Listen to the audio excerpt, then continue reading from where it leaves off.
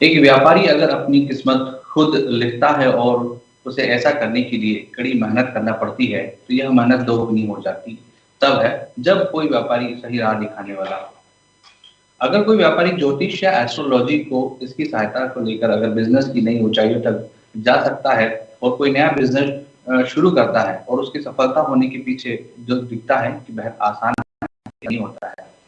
Business से जुड़ी समस्याओं को लेकर आज हम बात करेंगे आचार्य लवभूषण जी के साथ, ज्योतिष की बात आचार्य लवभूषण के साथ। नमस्कार आचार्य जी, आपका बहुत-बहुत स्वागत है हमारे स्टूडियो में। आचार्य जी, आज हम आपसे जो है बिज़नेस और एस्ट्रोलॉजी की जो बात है हम करने जा रहे हैं। तो सबसे पहला बात ही यही हो जाती है शुरू की, बिज़नेस और एस्ट्रोलॉजी का क्या संबंध होता है? बिज़नेस में एस्ट्रोलॉजी की क्या भूमिका होती है? हाँ जी, प्रवीण जी, मैं आपको बताना चाहूँगा कि बिज़नेस का डायरेक्ट संबंध एस्ट्रोलॉजी से है।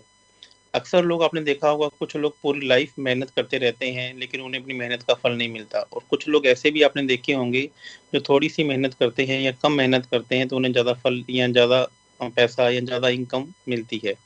तो मैं आपको बताना चाहूँगा कि एस्ट्रोलॉजी में 2 भाव ऐसे होते हैं, जो एक हाउस प्रोफ़ेशन का है और एक हाउस धन का है। यदि हम अपना ऐसा बिज़नेस शुरू कर लें या ऐसा काम शुरू कर लें, जिसका संबंध हमारे प्रोफ़ेशन के हाउस से हो जाए या फिर धन के हाउस से हो जाए। यदि ऐसा कोई काम करे जिनका संबंध दोनों हाउस से हो जाता है, तो ऐसा आदमी तो दिन दोगुनी रात चौगुनी तरक्की करता है। यदि एक हाउस से हो जाता है, तो उसका व्यापार अच्छा चलता है। इसी के साथ में एक लाभ भाव और होता है, डिज़ायर फुलफिलमेंट का भाव। यदि आपका किसी व्यक्ति ऐसा व्यापार कर लेता है जिसका संबंध धन भाव से भी, प्रोफ़ेशन के हाउस से भी और लाभ के हाउस से भी हो जाता है, तो वो अपने व्यापार में या अपने बिज़नेस में जो बिज़नेस का प्रॉफ़िट है या मार्जिन है, वो बहुत ज़्यादा रखता है। जैसे आपने देखा होगा, बहुत बड़ी-बड़ी मल्टीनेशनल कंपनीज़ हैं या अच्छे-अच्छे लोग, कुछ लोग हैं जो ₹10 की चीज़ को ₹50 में भी सेल आउट करते हैं। मतलब उनका जो मार्जिन है या उनका पैकिंग स्टाइल है या उनका बेचने का स्टाइल है, वह कुछ लग्ज़री में आ जाता है। तो ये सब डिपेंड करता है कि आपका किस हाउस के साथ में संबंध बनता है, और आपका यदि आप उसी से रिलेटेड आप प्रोफ़ेशन कर लेते हैं, तो ये प्रोफ़ेशन आपका चलता भी है और आप खूब उसमें पैसा भी कमाते हैं, नाम भी कमाते हैं। और इसी प्रकार से आपने देखा होगा कि कुछ लोग इस तरीके की शुरुआत तो लोगों को देखकर खुद भी कर लेते हैं, लेकिन उनका धन भाव का संबंध लाभ भाव से या प्रोफ़ेशन के हाउस से नहीं बनता, और उसमें बहुत सारा पैसा वो इन्वेस्ट कर लेते हैं और उसमें बहुत सारा जी-जान भी लगाते हैं, एडवर्टाइज़मेंट भी करते हैं, लेकिन उसके बावजूद भी उनका बिज़नेस या उनका प्रोफ़ेशन नहीं चलता। तो मेरे कहने के बाद कुछ लोगों के साथ में ये एक्सीडेंटली हो जाता है कि वो खुद ही ऐसा बिज़नेस ढूँढ लेते हैं, या फिर कुछ लोग एस्ट्रोलॉजी के माध्यम से बिज़नेस को ढूँढ के चलते हैं, और यदि वो ऐसा नहीं करते हैं, तो उनको लाइफ़ में परेशानियों का सामना भी करना पड़ सकता है। अक्सर क्या है आचार्य जी कि जैसे 4 दोस्त होते हैं, 4 साथी एक साथ बिज़नेस स्टार्ट करते हैं और उसके बाद उन चारों साथियों में से किसी एक को असफलता मिलती है और 4 सफल होते हैं, तो उसके पीछे क्या लॉजिक होता है? उसके पीछे भी यही कारण है, प्रवीण जी, कि 3 का भाग्य बहुत अच्छा है। तीनों का तीनों उसी ग्रह से संबंधित काम कर रहे हैं, और एक का भाग्य उसका साथ नहीं दे रहा। अब जो भाग्य का जो हाउस है, वो 9th हाउस है। ये 9th हाउस का स्वामी 8th में जाके बैठ जाए, या छठे में जाकर 6th हाउस में जाकर बैठ जाए, या 12th हाउस में जाकर बैठ जाए, तो ऐसे व्यक्ति का जो भाग्य होता है, वो स्लो होता है। भाग्य के घर में चंद्रमा आकर बैठ जाए या केतु आके बैठ जाए, तो अभी भी जातक का जो भाग्य है वह स्लो हो जाता है, क्योंकि वहाँ पे ऐसे ग्रहों का बोलबाला हो गया, जो ग्रह स्लो हैं या जिनका काम ही ये है कि वो जहाँ पर बैठ जाएंगे, उन्होंने उस हाउस को डिस्ट्रॉय करना है, उस हाउस के जो सिग्निफिकेटर्स हैं उन्हें उन्होंने खत्म कर देना है। तो इस प्रकार से भी उसका भाग्य कभी कभी उसका साथ नहीं देता है। आप बिल्कुल सही कह रहे हैं। मेरे पास अभी, मैं मुंबई में हूँ, अभी कल ही एक ऐसा केस आया जिसमें से 4 लोगों ने एक मिलकर एक कंपनी शुरू किया, जिसमें से 3 लोग तो आगे बढ़ते जा रहे हैं और एक लोग को उनको निकालना पड़ रहा है कि इसके साथ हम काम नहीं कर पाएँगे। तो ये अक्सर लाइफ़ में हमने देखा है, ऐसा लोग, ऐसे केस हैं जो लाइफ़ में हमारे सामने आते रहते हैं, कि वो तो फिर यदि वो अपने भाग्य के अनुसार या अपने एस्ट्रोलॉजी के अकॉर्डिंग केस काम नहीं करते हैं, तो उन्हें परेशानियों का सामना करना पड़ता है। अक्सर कुंडली के अनुसार बिज़नेस को भी चयन किया जाता है, तो ये कैसे होता है? देखिए, कुंडली के अनुसार बिज़नेस का चयन कैसे होता है? हर भाव में कुछ हर भाव के कुछ व्यवसाय हैं, और इसी प्रकार से हर भाव में बैठे हुए ग्रहों के भी व्यवसाय हैं। जैसे मैं आपको बताता हूँ, यदि हम कोई व्यक्ति बोलने का व्यवसाय करता है, जैसे बोलकर, जैसे कथावाचक वो करता है, या सिंगिंग का काम करता है, या जैसे कपिल शर्मा शो आता है, वो बोलकर काम करते हैं, तो उनका भाव 2 है। ये स्पीच कोई भी बोलकर काम किया जाएगा। अभी आपने देखा होगा कुछ लोग बहुत अच्छे गाना गाना गाते हैं, बहुत अच्छी सिंगिंग करते हैं, लेकिन उसके बाद भी उससे पैसा नहीं कमा पाते। क्यों? क्योंकि उनका जो दूसरे भाव का संबंध 10th हाउस से या 11th हाउस से नहीं बन रहा है। दूसरे भाव का संबंध छठे घर से, 7वें घर से या 8वें घर से बन रहा है। तो इसका मतलब वो सिंगिंग तो बहुत अच्छी कर रहे हैं, लेकिन उसमें से पैसा नहीं कमा रहे।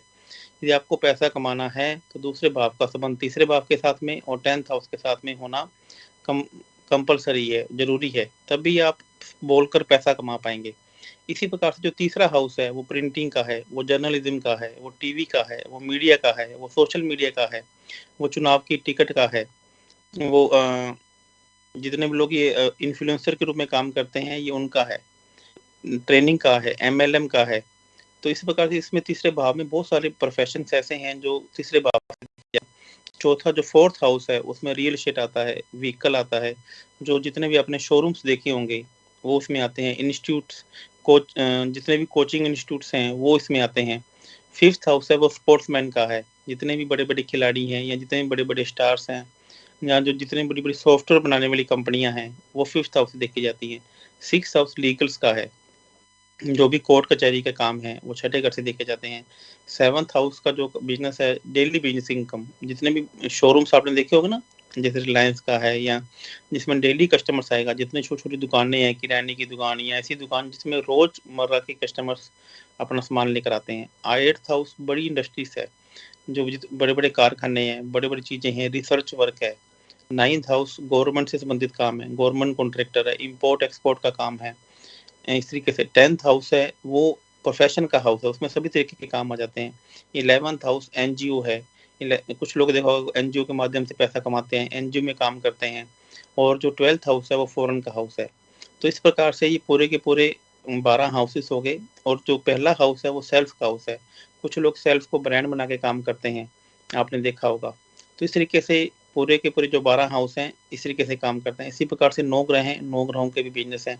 फिर हमें ये देखना होता है कि दूसरे भाव में कौन सा ग्रह बैठा हुआ है, 10th हाउस में कौन सा ग्रह बैठा हुआ है, 10th हाउस में कौन सी राशि बैठी हुई है, दूसरे भाव में कौन सी राशि बैठी हुई है, सबसे ज्यादा डिग्री वाला कौन सा ग्रह है, सबसे कम डिग्री वाला कौन सा ग्रह है। तो इस प्रकार से इनकी पूरी कैलकुलेशन करके फिर जो सबसे ज्यादा स्ट्रॉन्ग प्लैनेट्स या सबसे ज्यादा स्ट्रॉन्ग राशि होती है उनके अकॉर्डिंग सामने वाले को बताया जाता है कि आप इस ग्रह का काम करते हैं तो ये आपके लिए अच्छा रहेगा। जी। बिल्कुल ठीक है, लेकिन एक तरह से देखा जाए तो जो व्यापार है उसको ज्योतिष के अनुसार कैसे चयन करेंगे? हाँ मैंने आपको ये बताया कि जो व्यापार है वो ज्योतिष के अनुसार इस तरीके से चेक होगा कि यदि मान लीजिए पहले से आप कोई काम कर रहे हैं और आपका वो धन भाव से या प्रोफेशन के हाउस से उसका लिंक नहीं होता है, तो उसका हम लिंक अभी एक एक्चुअल जैसे जिस प्रकार से साइंस में नई नई टेक्नोलॉजीज आ रही हैं, नई नई इन्वेंशंस आ रही हैं, उसी प्रकार से ज्योतिष में भी बहुत सारी इन्वेंशन आ गई है, जिसमें हमें बहुत ज़्यादा उपाय ना करके भी बहुत सारी चीज़ें को भी हम उसको चेंज कर सकते हैं। हम उनका संबंध प्रोफेशन के हाउस से या धन के हाउस से बन जाते हैं। इसे हम प्लानिटरी चेंज टेक्निक्स कहते हैं। जो नई टेक्निक आई है, इसमें टैटू टेक्निक्स है, इसमें एक देवता टेक्निक है। इस प्रकार से इसमें 3 से 4 ऐसी टेक्निक्स हैं जो सामने वाले के प्रोफेशन के और धन के हाउस से उसको रिलेट करने के लिए हम यूज कर सकते हैं।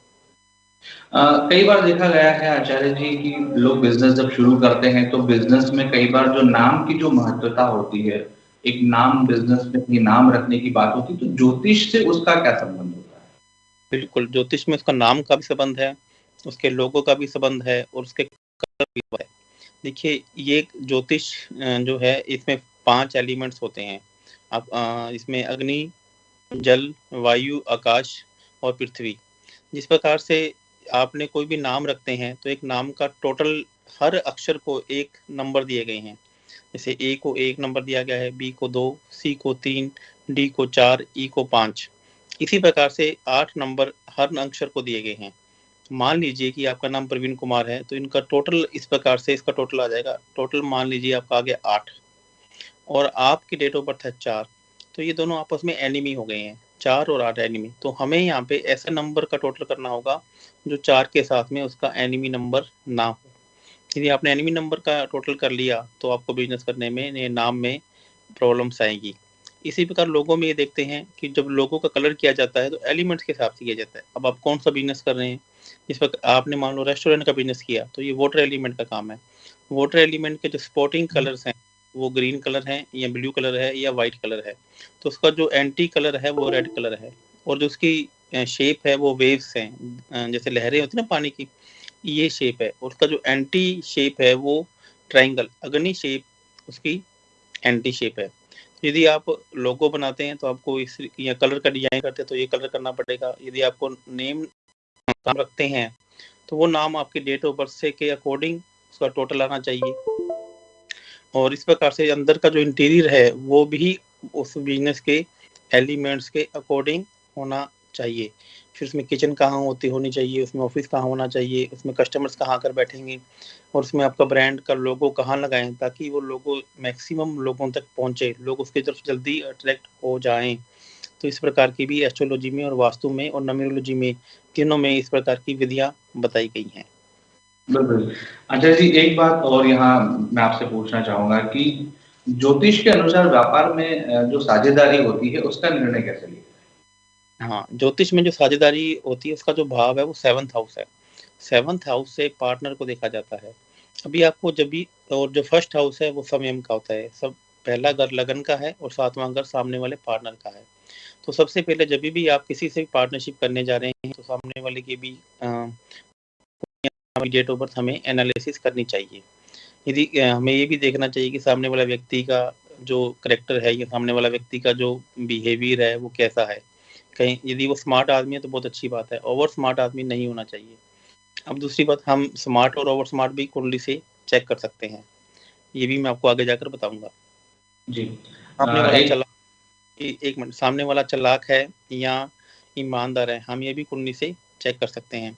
दूसरा मैं आपको बताऊंगा कि 7वां घर और पहला घर, यदि आप जब भी व्यापार करते हैं तो पहले घर को और 7वें घर को उसी टाइम परसेंट कुंडली लगाकर ये चेक किया जाता है कि 7वें घर आपको क्या सिग्नेचर दे रहा है। यदि 7वां घर आपके ऊपर, उसके नंबर ज्यादा बलवान है तो सामने वाला पार्टनर आपके ऊपर हावी रहेगा। यदि पहला घर बलवान है तो आप उस पर हैवी रहोगे।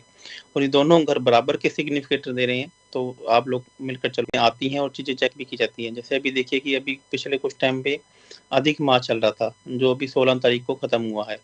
जब ये अधिक मास एक ऐसा मास है जिसमें कोई भी शुभ कार्य नहीं किया जाता। यदि आपको कुछ शुभ कार्य करना भी है तो उसके पहले एक विधि है, पहले वो काम पूजा करवाई जाएगी, उसके बाद ही आपको शुभ कार्य किया जाता है। अब ये आप सामने वाले के दिमाग में कभी कभी आता है कि जब ये शुभ मुहूर्त नहीं था तो फिर पूजा से वो चीजें कैसी पॉसिबल होती है। उसका मतलब ये होता है कि एक पर्टिकुलर जो देवता उस टाइम पे उसको बोल रहा है कि ये मत करो तो उसको मनाने, उसको पूजा के द्वारा मनाया जाता है। उसे ये कहा जाता है कि हम ये काम शुरू करने जा रहे हैं, हम इसको डिले नहीं कर पा रहे, तो कृपया करके हमें इस काम को शुरू करने की आज्ञा दें और अपना आशीर्वाद हमेशा हमारे ऊपर बनाए रखें। देखिए ये जो इंडिया है, जो भारत है ये पूरा जो ब्रह्मांड है ये देवताओं और दानवों से घिरा हुआ है, मतलब कि उनके द्वारा बनाया गया है। इसमें कोई शक नहीं है। यदि आज भी मैं आपसे बात कर रहा हूँ तो ये भी तभी पॉसिबल है जब भी मेरा तीसरे भाव का संबंध 9th हाउस से बन रहा है। यदि मेरे तीसरे हाउस का संबंध 9th हाउस से नहीं, तो उस दिन मैं आपसे मीटिंग या उस दिन आपसे मैं चैनल पे बात नहीं कर पाऊंगा। यदि ये सब कुछ ऐसा पॉसिबल नहीं, आपने सुना होगा ना कि कोई भी तिनका भी ऐसे हिलता नहीं है, तो ये सब कुछ पहले ही लिखा हुआ है, पहले से ही सब कुछ ब्रह्मांड में मौजूद है। मैं आपको यही कहना चाहता हूँ कि इसको अन्यथा ना लेकर इसके अकॉर्डिंग चलें। कुछ चीज़ें नहीं हो रही हैं तो क्या तो उसमें आपका अच्छा ही हो, उसमें आपकी भलाई हो। और मैं आपको कुछ एस्ट्रोलॉजर को भी ये मैं कहना चाहूँगा कि एस्ट्रोलॉजी को इतना हल्के में नहीं ले। यदि आपने किसी को गलत ज्ञान दे दिया या गलत चीज़ें में बता दिया, लालचवश कुछ कर लिया, तो उसका गलत इम्पैक्ट आपके ऊपर ही आने वाला है। तो इस बात को भी आप ही ध्यान, मतलब कि मैं जातकों को भी ये एडवाइस करूँगा कि आप अपने काम एस्ट्रोलॉजी के माध्यम से करें। और एस्ट्रोलॉजिस्ट को भी मैं बताना चाहूँगा कि हमें अपने व्यापार के अंदर बिल्कुल ईमानदारी से काम करना चाहिए। तो ये चीज़ें, ये देवताओं का काम है, इसको बिल्कुल भी हल्के में ना लें, क्योंकि जो भी हम काम कर रहे हैं कहीं न कहीं हमें भी हमारे देवता, हमें भी हमारे गॉड्स हमें भी देख। बिल्कुल आचार्य जी, आपने सही कहा कि कोई भी व्यापार शुरू करने से पहले हमें एक सही मार्गदर्शन होना बहुत ज़रूरी होता है और एक अच्छे व्यापारी को इसके लिए एक मार्गदर्शन की आवश्यकता भी होती है। साथ ही साथ मैं आपके साथ ये भी जानना चाहूँगा कि व्यापार में मुनाफ़े के लिए ग्रह अनुसार कोई उपाय भी किए जाते हैं क्या? बिल्कुल किए जाते हैं।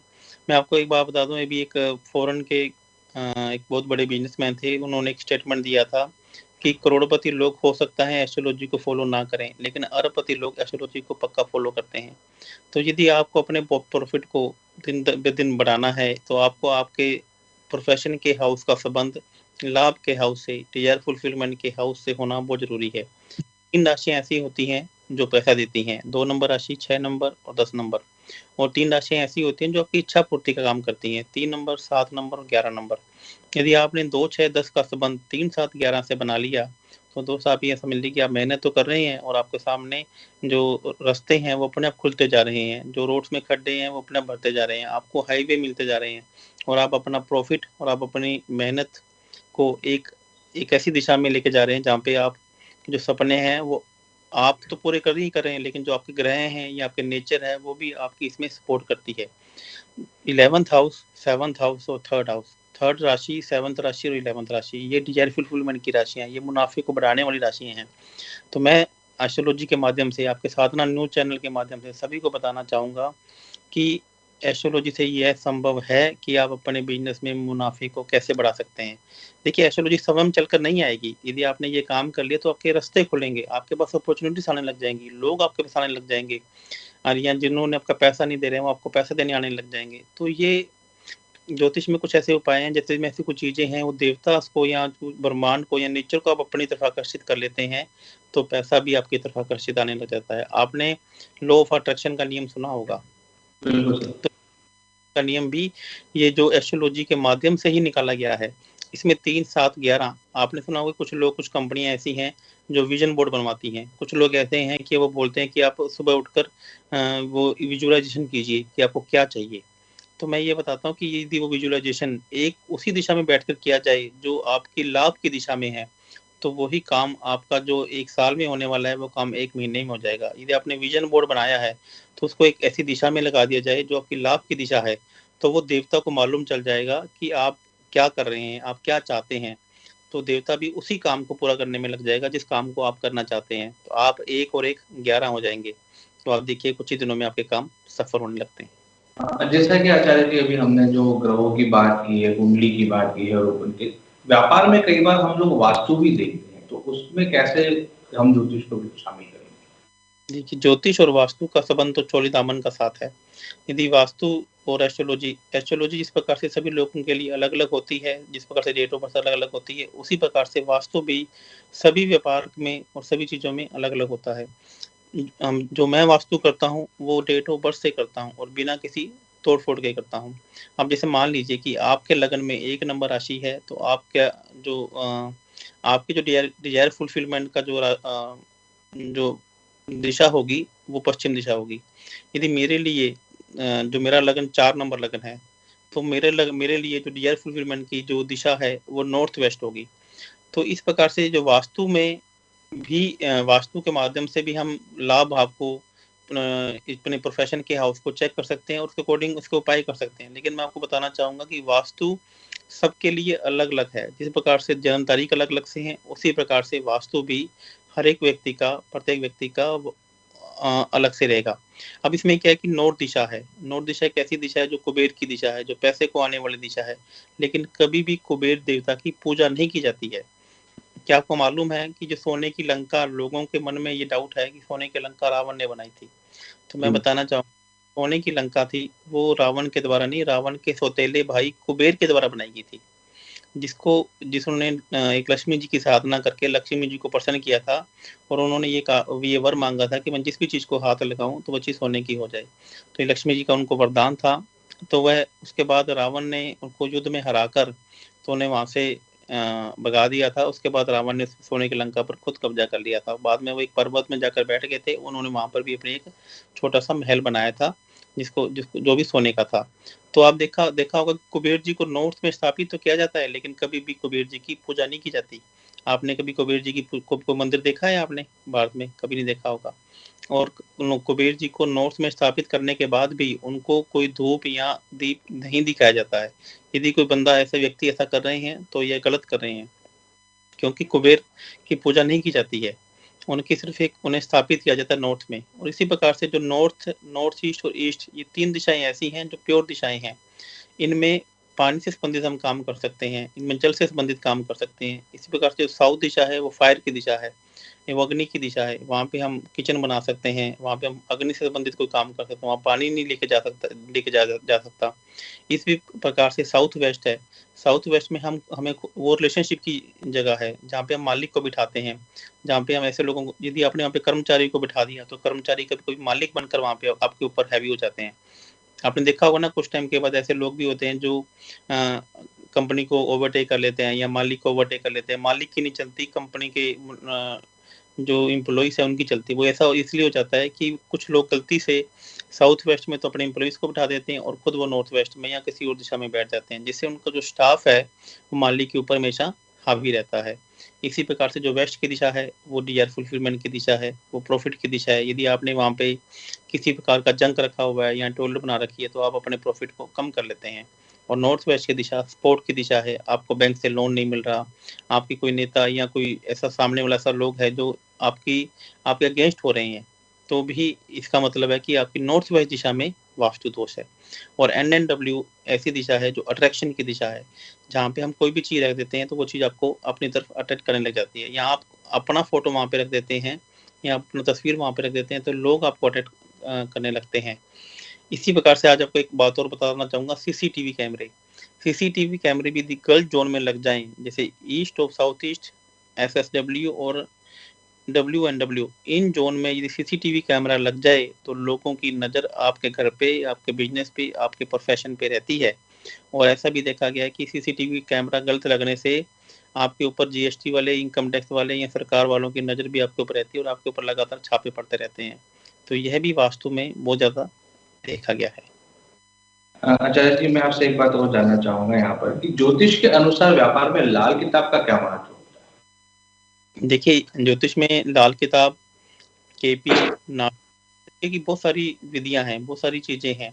लाल है? जी। किताब शास्त्री जी ने पंजाब में हुए थे, उन्होंने लिखी थी और उनका मानना था कि जब वो लाल किताब लिख रहे थे तो उनका गॉड के साथ में डायरेक्ट कनेक्शन था। लाल किताब मैंने भी पढ़ी है, एक बार नहीं कम से कम 3 बार पढ़ी है। मैंने देखा कि लाल किताब के कुछ सूत्र इतने अच्छे सूत्र हैं कि मुझे देखकर, उनको पढ़कर देखे हैरानी होती है। लाल किताब के अंदर बड़े अचूक और ऐसे कुछ उपाय भी बताए गए हैं। और लाल किताब एक ऐसा ग्रंथ है जिसमें मांस मदिरा के बारे में या शराब के बारे में मनाही की गई है, जिसमें ये भी तक बताया गया है कि इस प्रकार के मतलब कि एनिमल्स का भी वहाँ पे डाइवर्सिफिकेशन किया गया है कि आपको सफेद गाय खिलाना चाहिए या भूरी गाय को खिलाना चाहिए या काले गाय को खिलाना चाहिए या सफेद कुत्ते को खिलाना चाहिए या काले कुत्ते को खिलाना चाहिए।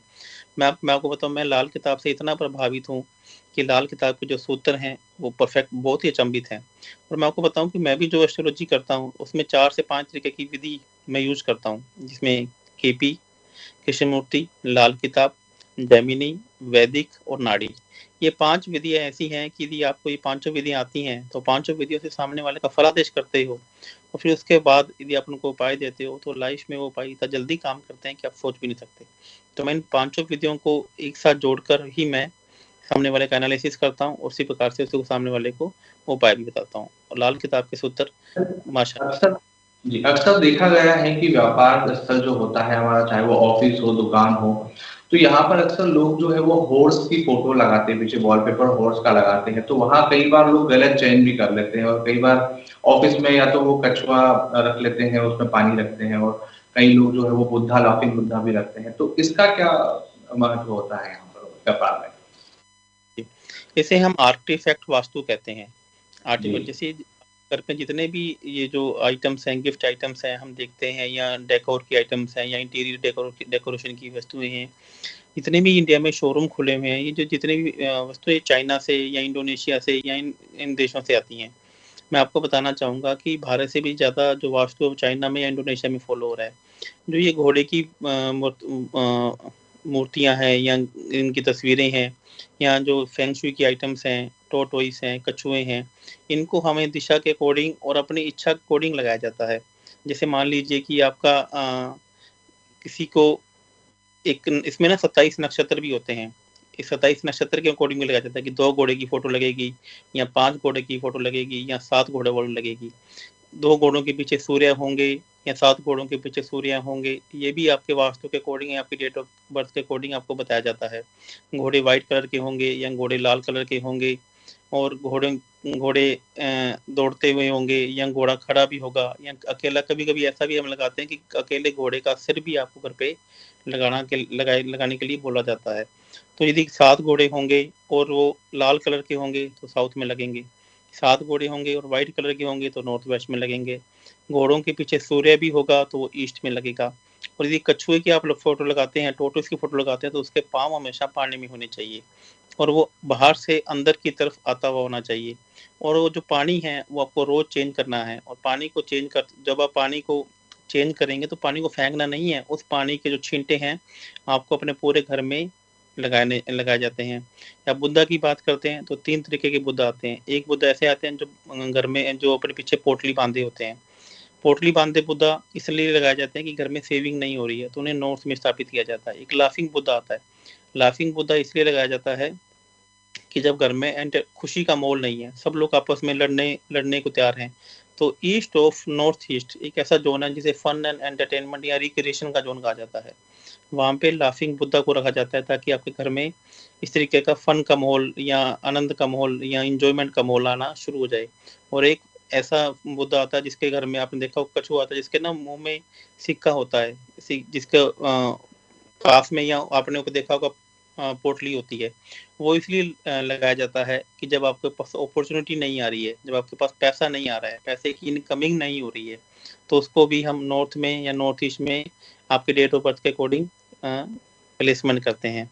तो ऐसे ही बहुत सारे और भी, जैसे जो वॉल क्लॉक है, यदि वो राउंड है तो वेस्ट में लगेगी, यदि वो स्क्वायर है तो साउथ वेस्ट में लगेगी, यदि वो रेक्टेंगल है तो ईस्ट में लगेगी, यदि वो वेव्स वाली है तो वो नॉर्थ में लगेगी, और यदि वो ट्रायंगुलर है तो वो साउथ में लगेगी।